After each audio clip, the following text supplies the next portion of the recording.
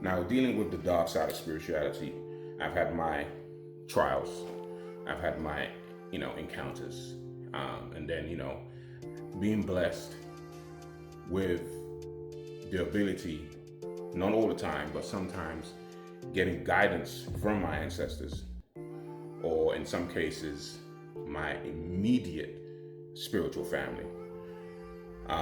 It has been, definitely a blessing for me, especially with the tribulations that I've had to endure growing up and, dealing with my spiritual gifts.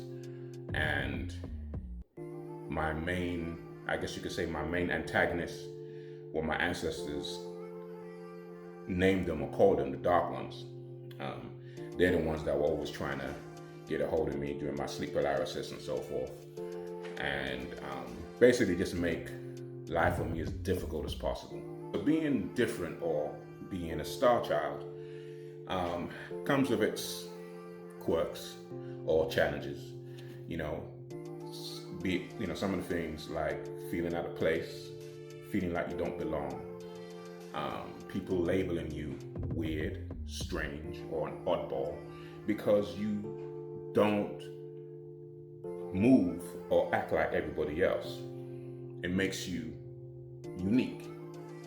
And there's some people that can appreciate your uniqueness, and there's some people that are not comfortable with your uniqueness, and they rather not be around you, or they will start acting differently around you, or they might even start directing some negative energy around you, towards you, should I say, just because they're not comfortable with the fact that you're different. But all that means is that you and this person just do not click. Now,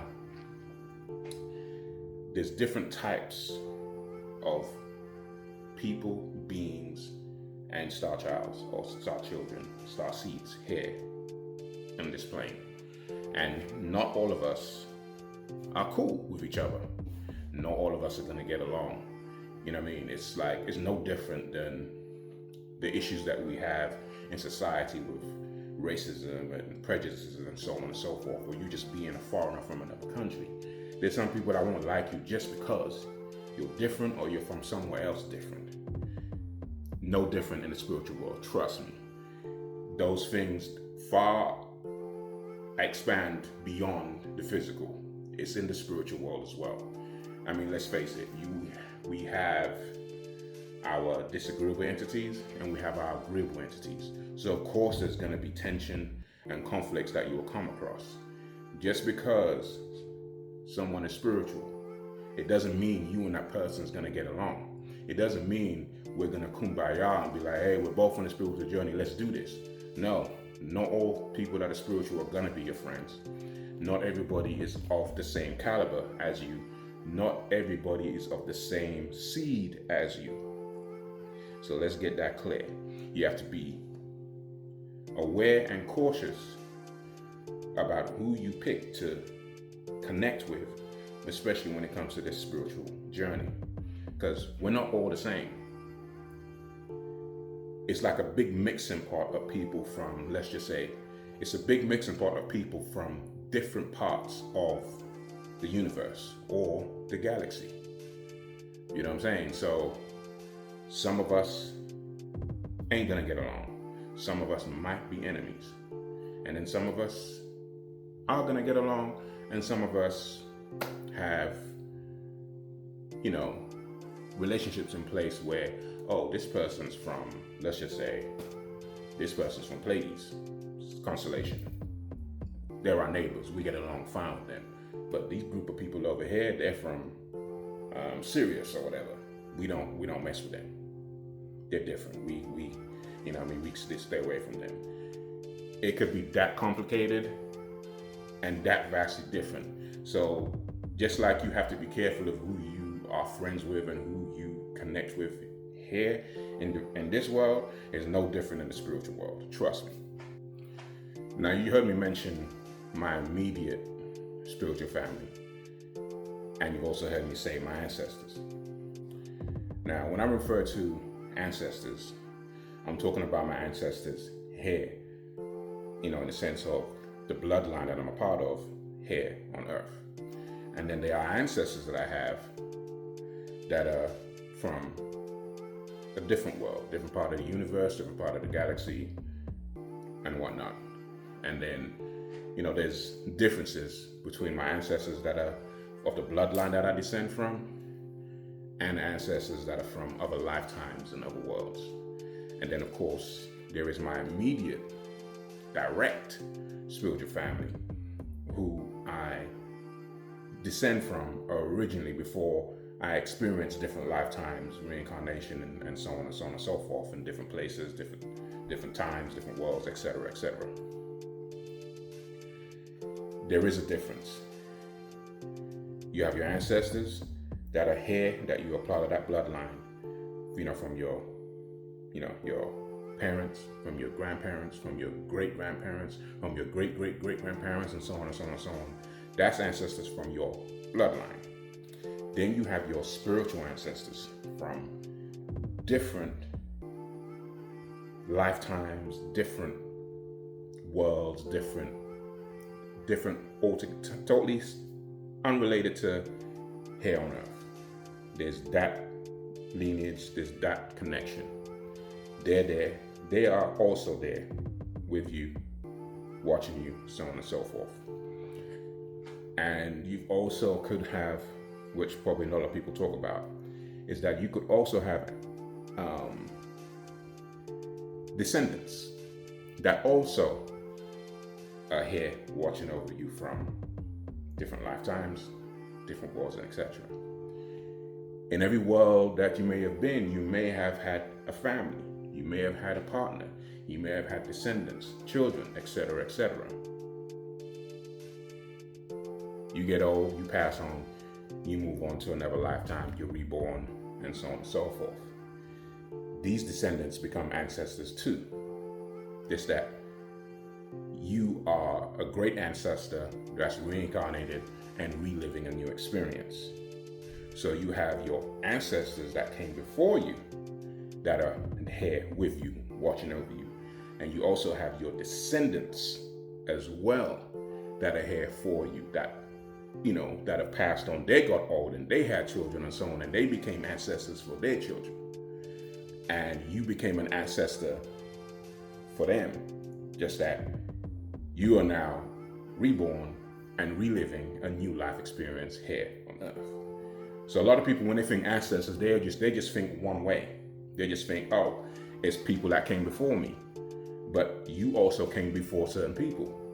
So what happens if you are an ancestor and you decide, I want to come back. I want to be reborn. I want to live a life experience again. It's good to acknowledge your ancestors, but also remember, you also have descendants. You have family that you gave birth to, and you are an ancestor to them in another lifetime, in another world, etc., etc. The only thing is that you're not able to watch over them because you're here right now. But then again, that might not necessarily be true, because when we dream, or when we step into the dream world, which I like to refer to as us traveling, you may go visit some of these ancestors. I know you have had dreams where you are somebody else. In your dreams, you don't always dream about people that you necessarily know. But in the dreams, you know these people. Some of these people are family. Some of these people are friends. Some of these people you're in a relationship with. And you're looking at it, it's like, why did I dream about this woman, or I dream about this man that I don't know? They look like me and him, when me and them were in we were in a relationship. Because you was in somewhere else. You were somewhere else in a different lifetime, a different world. And that person was your partner, or is your partner in that reality. Where here, you have a different partner, or girlfriend, boyfriend, whichever the case may be. So there's a lot to factor in when it comes to spirituality, astral projection, traveling, dreams. There's so much that we don't know, and there's so much that we don't understand, and there's so much that we do know, but we don't literally acknowledge it or give it the time and attention to analyze it and be like, hold on. In this dream, I was a commander. In this dream, I was a king. Or in this dream, I was a doctor. In this dream, I was a soldier. In this dream, I was just a regular person. In this dream, people were after me. In this dream, I was a teacher. These are different lifetimes, different realities. Sometimes your dreams can actually be you reliving a memory. I'm pretty sure a lot of people haven't stopped to consider that. Sometimes some of your dreams are you reliving a memory of a different lifetime. And then some dreams are basically play by play, like, yo, this is going on right now. So there's so much to deal with when it comes to spirituality. And because, those of us who consider ourselves starseed or star child, etc., indigo child, whatever term you're comfortable with or acknowledge, there's so much that we ponder on. It makes us act a little different. It makes us say weird things, or it makes us look at different things, because we're literally in 2 different places, or 3 or 4 or 5 different places at the same time, because our mind is wandering.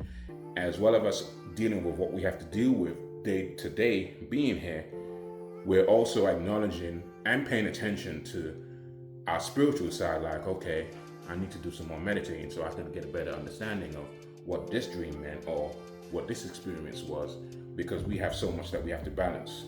So we have to balance our day-to-day life, and we have to balance our spiritual life. We can't ignore it. Being a star child, being spiritually aware, being different. Yes, for some people who are not comfortable with our differences, you probably don't need to be around them, and they probably don't need to be around you. Pay attention to your friends, pay attention to your family, pay attention to who you vibe with, who you connect with, and who you don't. And give it some thought as to, why don't this person like me? Or why do I not get along with this person? They haven't necessarily done anything to me, but for some reason I just can't vibe with them. Because the vibrations are different energies. For all you know, spiritually this person could be an enemy and you don't even know it. And then for some people you connect with on a real good level, sometimes this person can actually be a real good ally. And the reason why you vibe is because, this person is just like me. Might be the same as me spiritually, not a different spiritual person altogether. For lack of a better word, a different species. But there's so much to factor in when it comes to spirituality. It's not just a straight line. It's like a tree with many branches and a tree with many roots. It can go in so many different directions. Spirituality is vast, just like the universe. It is vast. And there's so much when it comes to spirituality, just like there is as far as the universe, that is unknown. And there is a lot that is out there that we're not aware of, but is aware of us, and vice versa. So, nothing wrong with being different. Embrace it. Analyze it.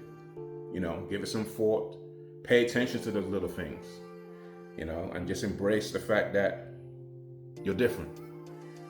You're a star child or a star seed. Embrace it. The moment you embrace it, that's when things are going to start opening up to you even more, and you're going to be more aware of things. The more you try to fight it, the harder you make it for yourself, because sometimes this spiritual stuff is not going to go away. When you acknowledge it and accept it, you're still going to face challenges, but it's easier to deal with, because you can then start moving forward and leveling up on your spiritual journey.